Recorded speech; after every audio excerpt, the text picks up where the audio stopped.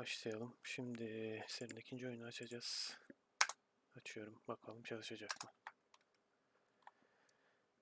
Kain refused. Aynen. Tamam. Şimdi girişi zaten çok kötü, gördüğünüz gibi izlenecek gibi değil. Where am size I? şu konuşmalar Is the geçsin. usual question. In your case, when might be more apt?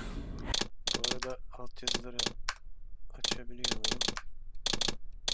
Bu kısımda altyazılar olması lazım. Kompas, grafik.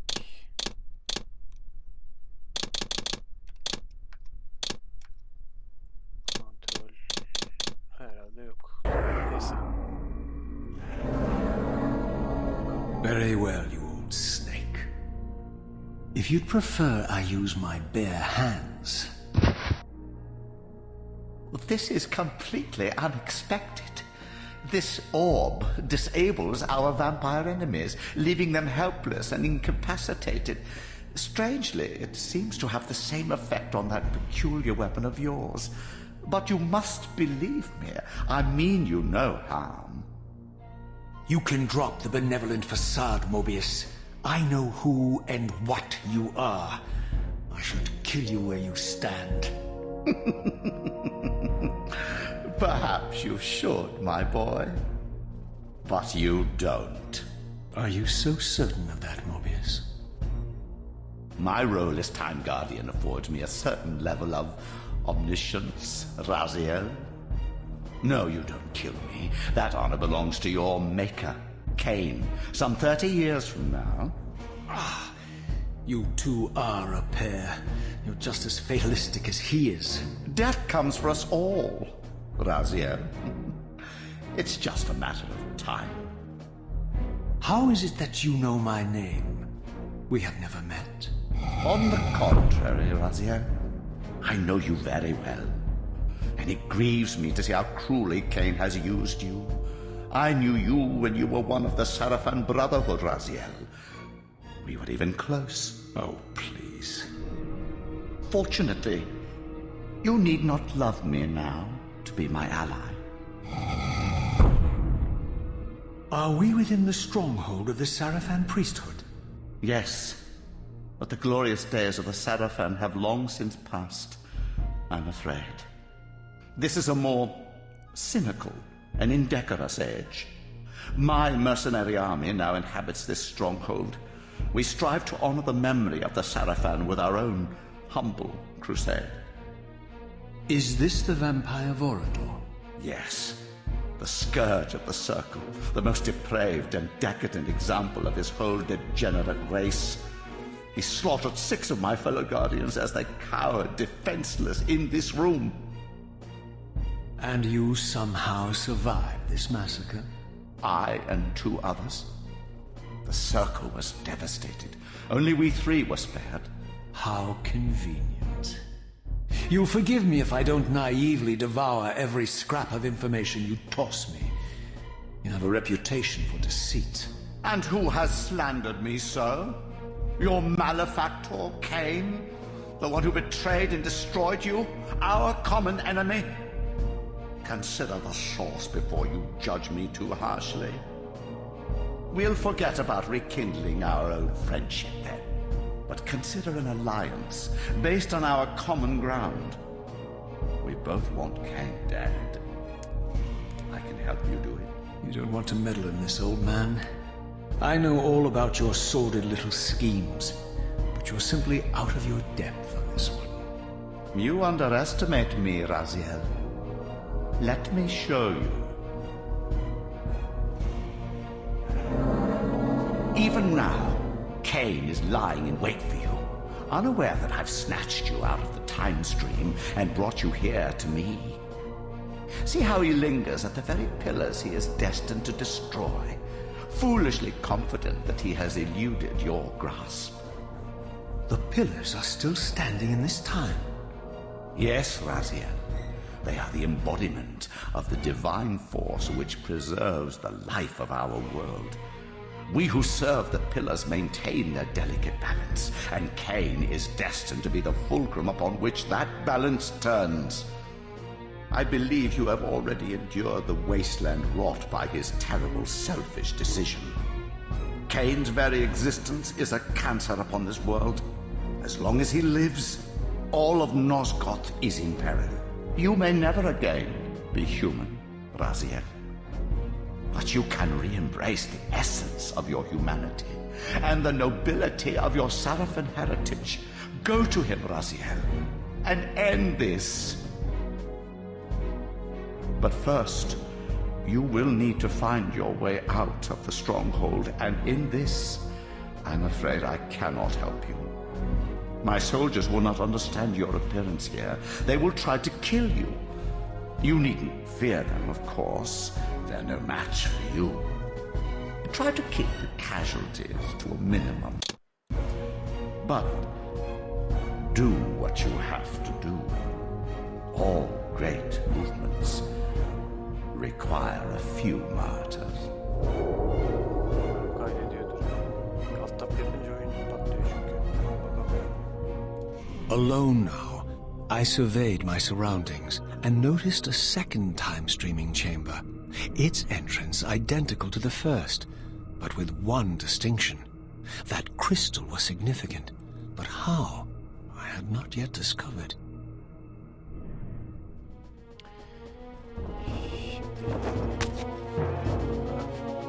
Gidemiyoruz. Daha sormak lazım öncelikle. Control, keyboard. Şimdi forward. Block demiş. Block CTRL olsun. Eğilme. Autoface.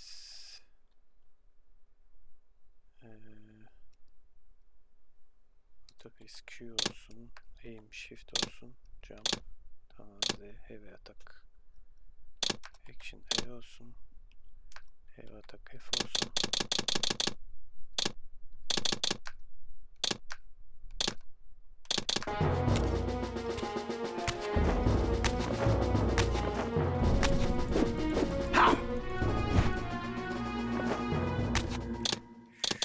Şöyle yapalım. Control mouse. Galiba şimdi zıplama hangisiydi? Heh. Jump. Heavy attack. Autoface block. Bunu 2 yapalım. Tamam.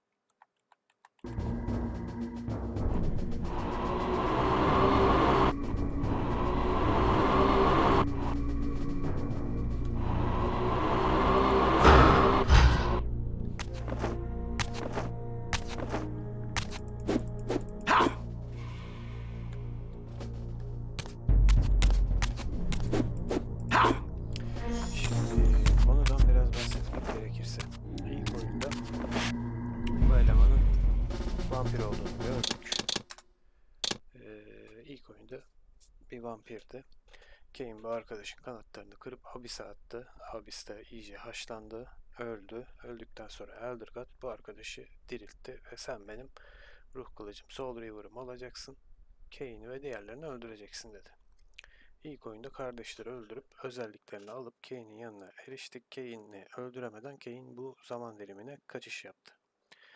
Şimdi oyunun temelinde 3 tane ırk var. Birisi Hilden, biri insanlar, diğeri vampirler. Şimdi bizi Abyss'ten kurtaran varlık Eldergod olarak geçiyor. Ve hayat döngüsünü devam ettiren bir tanrı bu aslında. Tanrı da değil de parazitik bir öyle varlık gibi bir şey, ruhlarla besleniyor. Hilden'lar bu elemanın biz ölmek istemiyoruz arkadaş, daha uzun yaşamak istiyoruz falan deyip teknolojiyle kendilerini harmanlayıp bu elemana kafa tutuyorlar. Bu kafa tutmanın sonucunda vampirler bunlara karşı çıkıyor. Hani bunu yapamazsınız vesaire. Bu iki ırk arasında savaş çıkıyor. Savaşın sonucunda insanların da biraz yardımıyla vampirler galip geliyor. Nosgoth'un sütunları dikiliyor ve onlar sayesinde bu Hilden ırkı şeytani bir boyuta hapsediliyor. Tabi orada boş durmuyor bu abiler. İşte çalışmalarına devam ediyor. Dünyaya geri dönmeye çalışıyorlar. Sızmanın yollarını buluyorlar. Sonunda insanlar bir dönem sütunların kontrolünü alıyorlar. Yani sütunların gardiyanlığını yapıyorlar. Vampirler onlara emanet ediyor. Neden emanet ettiklerinin bir sebebi vardı ama onu hatırlamıyorum şu anda. Sonrasında bu Hilden'lardan birisi liderleri hatta ölüm büyücüsünün içine sızıyor. Bu sütunların hepsinin bir gardiyanı var ve bunların hepsinin bir görevleri var. İşte doğa büyücüsü var. Biraz önce gördüğümüz zaman büyücüsü var. Denge büyücüsü var. O ilk oyunda hayaleti gelen kadın. Ondan sonra işte zihin büyücüsü falan var. Bunları Blood Omen 1'de ilk çıkan oyunda teker teker Kain'le öldürüyoruz. İşte boss savaşı gibi falan takılıyoruz. Ölüm büyücüsü Ariel'i öldürüyor. Bu Hilden Lord'un etkisindeyken. Sonrasında denge büyücüsünün sevgilisi olan zihin büyücüsü sevgilisinin öldüğünü görünce, ölüsünü görünce deliriyor ve güçleriyle bütün vampirleri, bütün büyücüleri lanetliyor. Hani kimin yaptığını tam olarak bilemediği için ve onlardan şüphelendiği için hepsini lanetliyor. Bu arada Ariel öldüğü zaman insan olan Kain doğuyor. Doğduğu anda yani aynı anda Ariel ölüyor, aynı anda Kain doğuyor.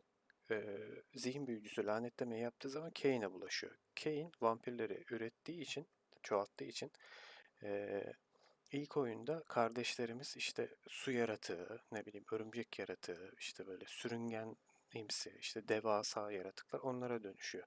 Bu lanetin sonucu olarak devam ediyor. Bundan en az etkilenen Kain. Bu lanetin sonucu olarak Raziel kanatlara sahip oluyor.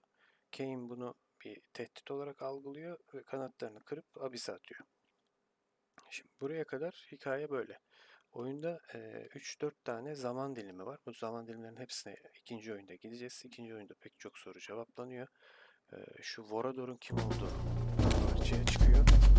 Yana Sorun diye bir karakter var. Ondan sonra bizim elemanın aslında rolü zaman dilimlerindeki yaptığımız seçimlere göre değişiyor.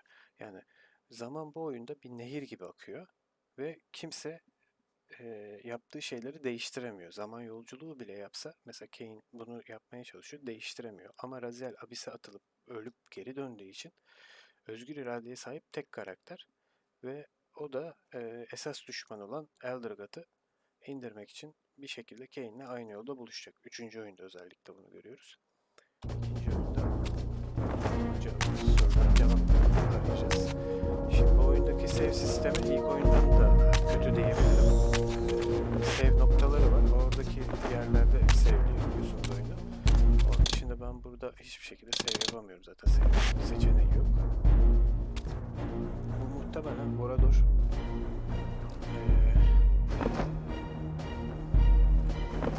gardiyanları öldürürken bilmiyorum ama şu muhtemelen Ariel. İkisini öldürüyor işte. Bu oyunun sonlarında zaten o şeyi de gösterecekler. Kısımlar. Tam olarak olmasa da. Şuradan silah alalım. Gördüğünüz gibi grafikler daha iyi. Çok daha iyi. Fareler var, yarasalar var. Over there!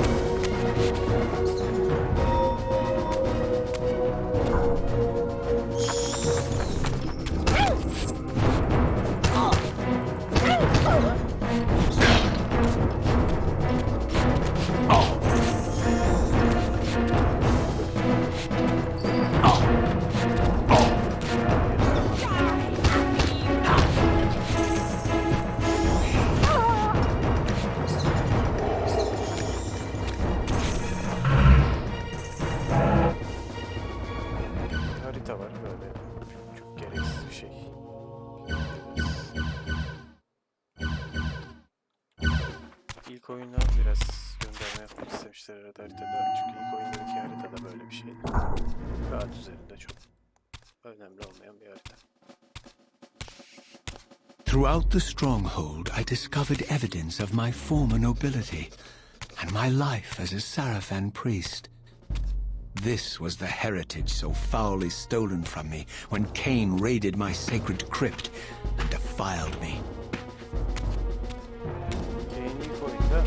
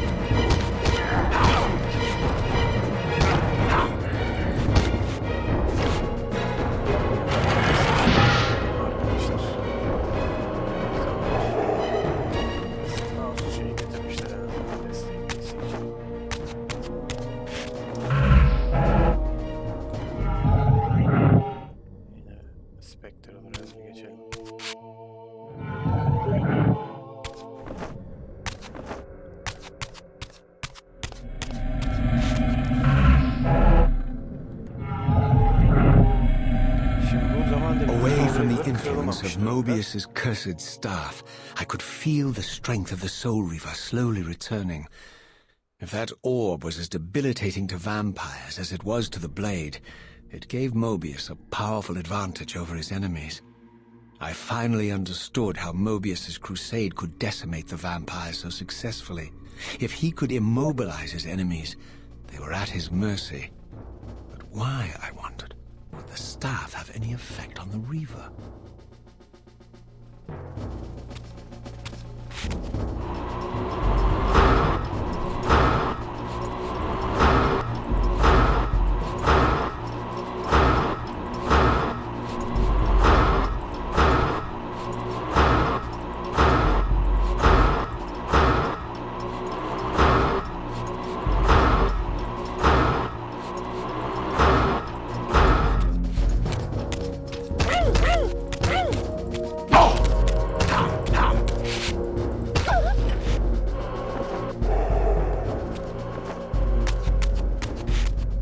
As I neared the stronghold's inner sanctum, a strange sensation crept over me. An indescribable feeling of displacement, a sense of vertigo, as reality itself appeared to warp and bend around me. The disturbance seemed to emanate from the sanctuary's furthest chapel. As I cautiously approached, the sense of dislocation intensified with each step. So this was the tomb of the beloved King William the Just, beatified here as the martyr and catalyst of Mobius's crusade. I was reminded of Kain's journey as a fledgling vampire, how Mobius coerced him to travel back in history and assassinate William, thus igniting a genocidal hatred of vampires among the citizens of Nosgoth. And here I discovered the source of the displacement. The Soul Reaver itself, laid out like a holy relic, and broken, apparently in the battle between William and Kain. I had not thought such a thing was possible, until, of course, Kain shattered the blade against me when he tried to strike me down. Thus the captive spirit inhabiting the Reaver was released, and binding itself to me, became my symbiotic weapon. And so the Reaver met its former self, still imprisoned in this corporeal shell. I watched, mesmerized, as the Wraith blade uncoiled itself and snaked down the length of the physical blade. Embracing its twin, its mirror self, the Reaver's long-dormant spirit was now fully aroused. And for the first time, I felt the true presence of this other entity, willful, ravenous, and deranged from thousands of years of imprisonment. The Reaver was now in command, and I, now merely its helpless host, felt my soul being leached to restore the blade. But the Reaver knew better than to destroy its host, and just as I neared the brink of oblivion, the blade released its hold on me. As I recovered, I realized we were now bound together in a fragile alliance. The Reaver no longer merely my symbiotic weapon, but a sentient parasite competing for control. What have you done to me, Mobius? Is this your trap? How mine? Don't forget it was Kain who led you here, not I. While you curse me, the only soul in Nosgoth ready to guide and assist you, Kain laughs at our folly and revels in your dismay. These blades, now coiled in sinister embrace, have inspired terror in the hearts of creatures far more durable than you, old man. Bound together as they are, I can only imagine what they could do to your soul's fragile shell. Raziel, I beg you to stay your hand. This was none of my doing. I have sought only to aid you in your righteous quest. Why, you're trembling, Mobius. Has your confidence abandoned you? You seem to have made a fatal error by leaving your precious staff behind. Is that where all your courage comes from? Listen to me, Raziel. You don't know what you're doing. I have taken an enormous risk by appearing here before you, so defenseless, yet eager to prove my good intentions. If there's anything left of the Sarafan in you, you won't do this. While you threaten me, your true enemy eludes you. Don't concern yourself with Kain, old man. He'll join you in hell soon enough. As you said, death comes for us all. Yes, the wheel of fate demands it. What did you say? The wheel of fate. The inexorable cycle of death and rebirth to which all men are compelled. We serve the same God, Raziel. To strike me down would be striking God's own attendant. And I don't believe even you would take that risk. I tire of your games, Mobius. Now that I know you fear me, I needn't concern myself with you. Kain is waiting for me. Go then, Raziel. Seek Kain out and destroy him in the name of the one God we both serve. You, who were once a Sarafan priest, murdered, profaned, destroyed, and reborn again from his mercy. You are now most powerfully equipped to be his agent, his instrument of restoration and retribution. My own vengeance is motivation enough.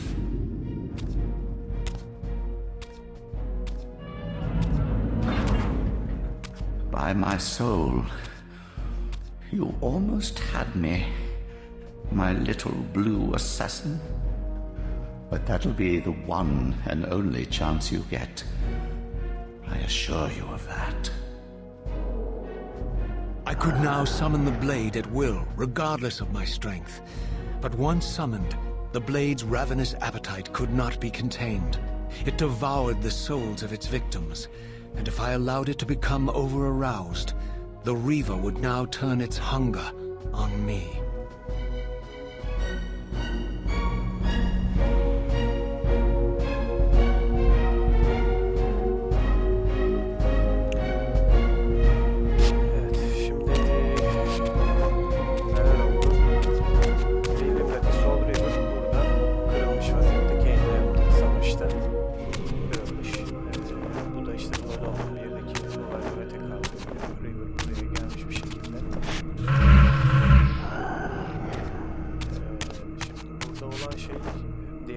Sol Reaver'ın ruhu bizim elimizde ve fiziksel Sol Reaver'la birleştiği zaman Raziel'in ruhunu içine çekmeye başlıyor. Bu da Mobius'un istemediği bir şey. Burayı kilitledi zaten şerefsiz ederken. So this was the legendary Janos Audron, reputed to have been the most ancient and diabolical vampire to have ever existed. According to folklore, he lived high in the cliffs of Nosgoth's northern mountains and preyed mercilessly on the defenseless villages below. His reign of terror ended when the Sarafan finally hunted him down and tore his throbbing heart from his still-living body. This relic came to be known as the Heart of Darkness, and was supposedly imbued with the power to restore vampiric unlife. The Sarafan therefore guarded it carefully, lest the heart fall into the hands of their enemies. But I wondered, could Janos Ordren truly have been as monstrous as depicted here? Or was this merely artistic license by the Sarafan, who sought to lionize themselves by demonizing their darkest enemy?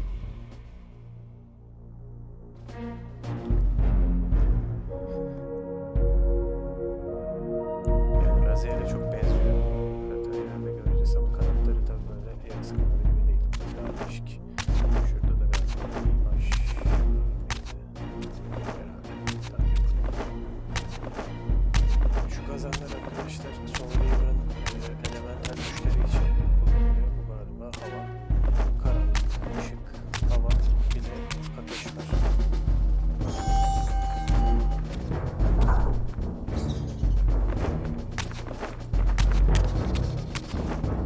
There's one.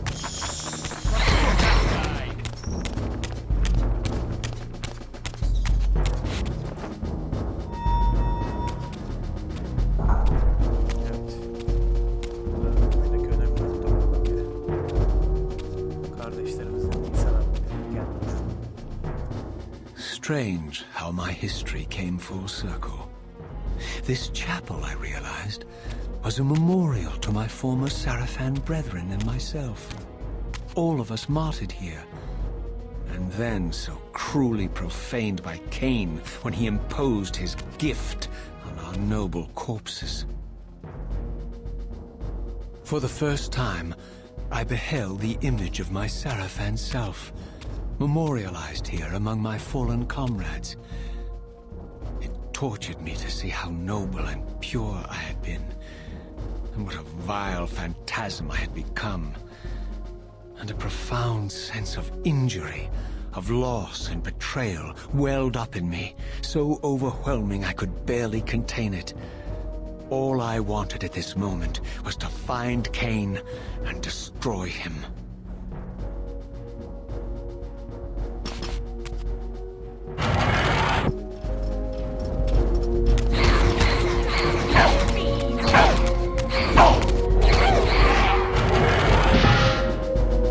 Artık zaten gördüğünüz gibi sol Reaver'da tek atıyor. Kalınlaştı biraz. Ruhları gitmeye başladı. Fiziksel formunda kısa süre değişim yaşamak için. Asıl kılıcın özü bu. Yani ruhları yutan rakibinin kanıyla beslenen bir kılıç.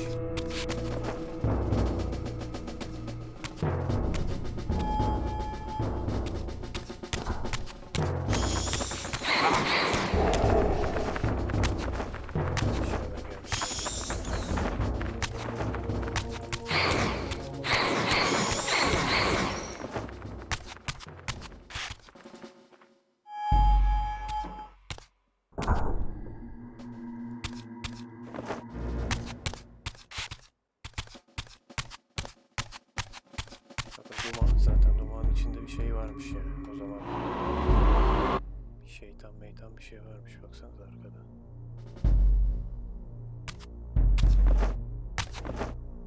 Giuseppe ilk kardeş sürünerek gelen.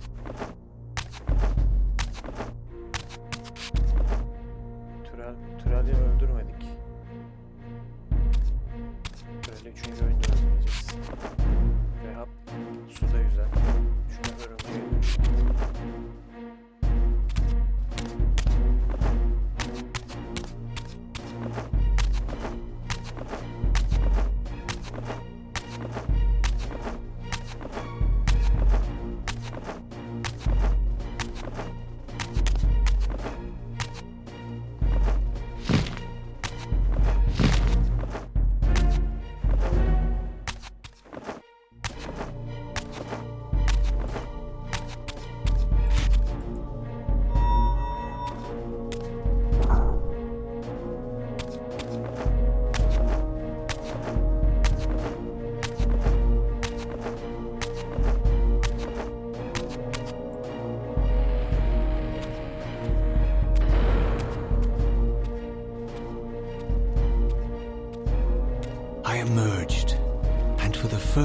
time beheld Nosgoth in its former glory. The land overflowed with abundant life and vitality, and I knew with certainty then that the world I had left behind was nothing more than the corpse of Nosgoth, a lifeless husk bled dry by the corruption of Kain's parasitic empire. This was the fragile world Kain sacrificed to preserve his own petty life and ambition, heedless of the profound cost. The sight only deepened my resolve. I sensed that the pillars lay to the northwest, and if Kain truly waited to confront me there, I would not disappoint him. Şimdi buradaki olayda şunları göstermek istiyorum. Bir kafaları. Vampir katliamı yapıyor Sarafanlar. Arta kalan şeyler.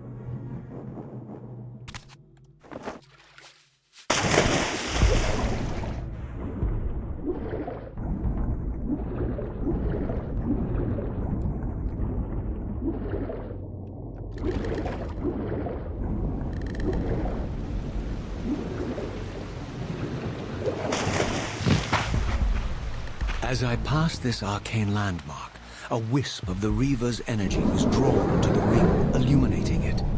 This created a beacon of sorts in the spirit world. If ever I found myself depleted in the spectral realm, and my soul tossed on the ethereal winds, these beacons would draw me back to safety and restore me. Yani diyor ki bunlar checkpoint'larda ölürsen buradan devam edeceksin.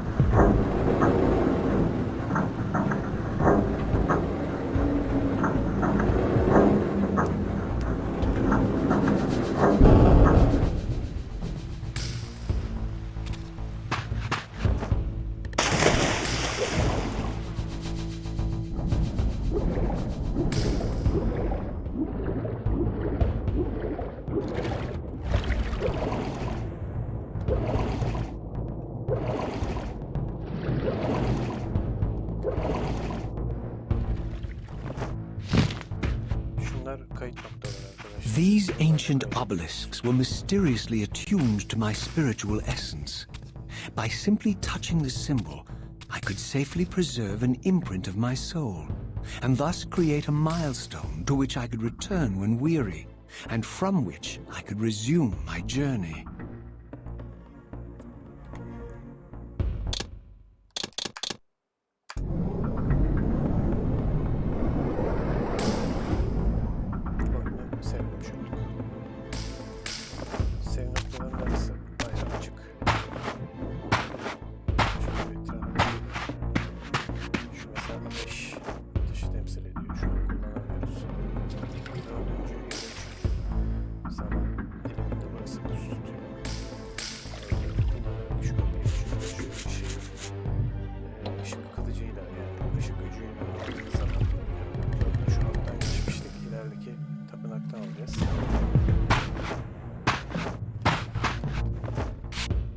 While I had only just escaped the stronghold, I sensed that in time my journey would return me full circle to this place.